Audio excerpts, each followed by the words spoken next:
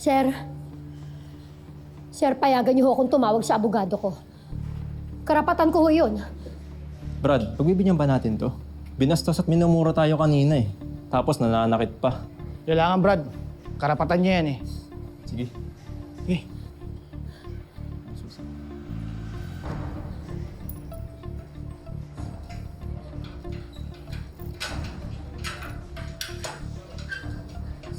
Tama.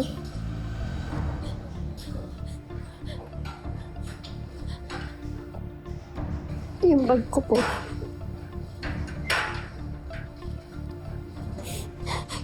Salamat.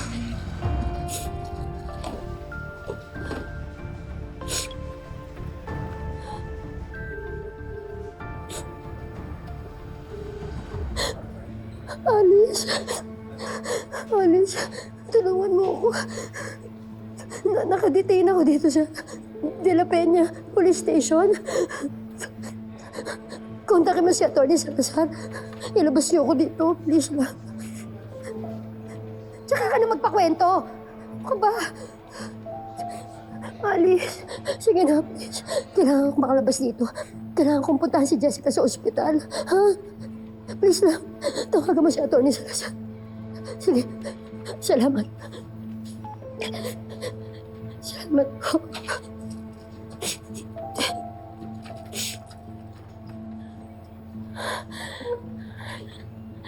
Amel? Salamat. Salamat pinuntahan mo ko. Si Jessica, ligtas siya, di ba? Ligtas si Jessica, di ba? Nanganganib ang buhay ng anak ko dahil sa ginawa mo!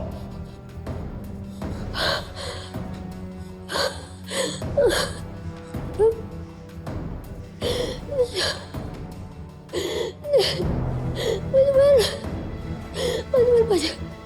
Hindi ko siya nasadya. Anak ko na si Jessica.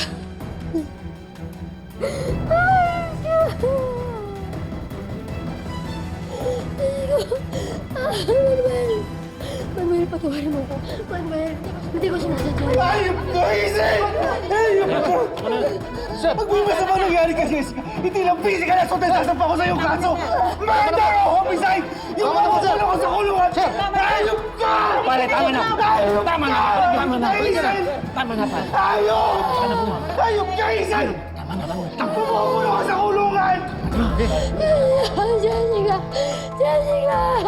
Please, payagan na po ako pumunta sa ospital, sir! Yung anak ko, nakakanib yung buhay ng anak ko, hindi!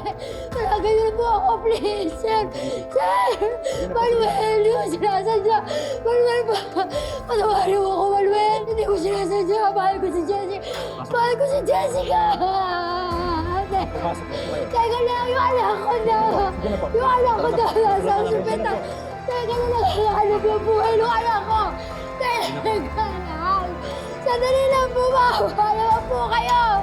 Ano ba di mo sinasabi?